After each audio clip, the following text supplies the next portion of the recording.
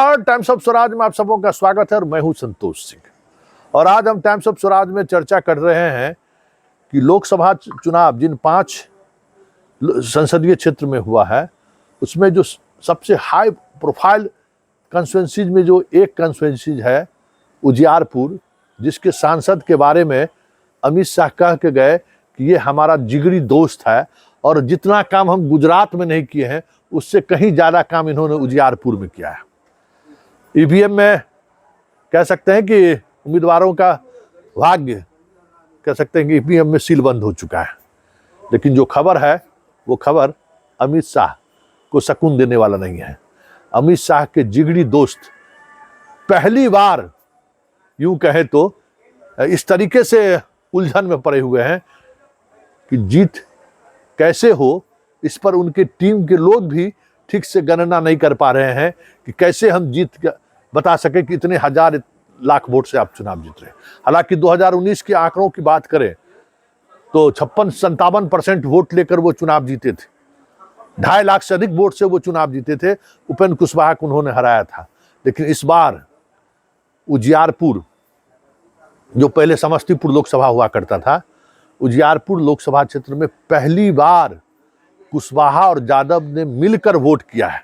10 को बाद आज तक कभी ऐसा नहीं हुआ था कि एक साथ यादव और कुशवाहा वोट करे। और यही वोट जो है जिसको पाटना मुश्किल ही नहीं नामुमकिन दिख रहा है। वैसे 4 जून को जब परिणाम आएंगे तब फिर से विश्लेषण होगा। वैसे धमौन सहित तमाम यादव के गांवों से जो खबरें आ रही हैं वो खबर नित्यानंद राय को सुकून देने वाला नहीं है।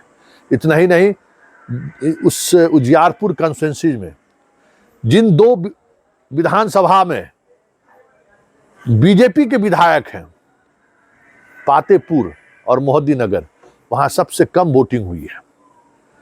6 विधानसभा में का ये लोकसभा क्षेत्र है जिसमें 4 में विपक्ष के विधायक जीते हुए हैं, 2 में सत्ता पक्ष मतलब बीजेपी के विधायक जीते हुए, दोनों जगह सबसे कम वोटिंग हुई है।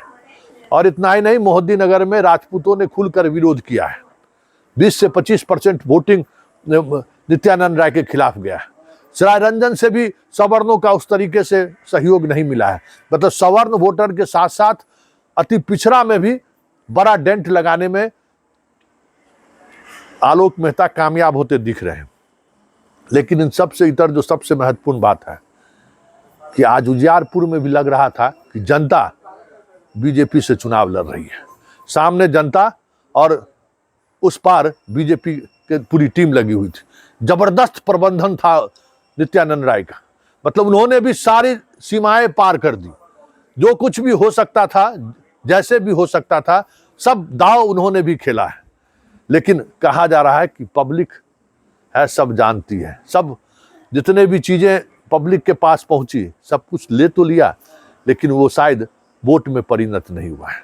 ऐसे में कह सकते हैं कि नित्यानंद राय इस चक्रव्यूह में इस तरीके से फंस गए हैं कि 4 जून को उनके हार की अगर घोषणा हो जाए तो कोई बड़ी बात नहीं होगी।